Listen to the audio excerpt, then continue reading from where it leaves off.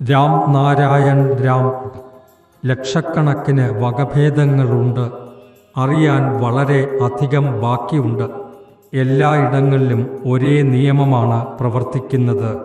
ബയ്യ പക്ഷി തൻ്റേതായ കൂട് നിർമ്മിക്കുന്നു, പറക്കുകയാണ്.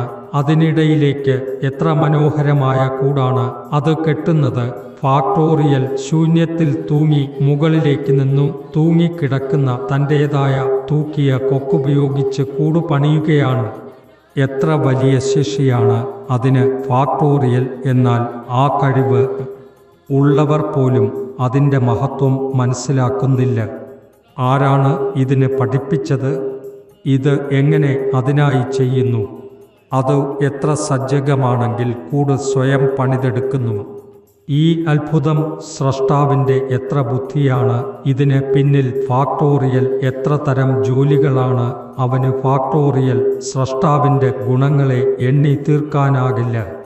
എണ്ണിയിട്ടും തീരാത്തതെങ്കിൽ അത് വിവരണം ചെയ്യാൻ കഴിയാത്തതാണ്. കാരണം അത് വിവരണത്തിന് പുറത്തുള്ളതാണ്. അതിനാലാണ് ഒരാളുടെ മുഖം മറ്റൊരാളുടെ മുഖത്തോട് ഒട്ടും പൊരുത്തപ്പെടാത്തത്. ലക്ഷക്കണക്കിന് കുഞ്ഞുങ്ങൾക്കും അതെത്രമേൽ ലക്ഷങ്ങൾ അമ്മമാർക്കുമുണ്ട്. അവർ സ്വന്തം കുഞ്ഞിൻ്റെ ശബ്ദം കേട്ടാൽ ശരിയായ പ്രതികരണം നൽകുന്നു.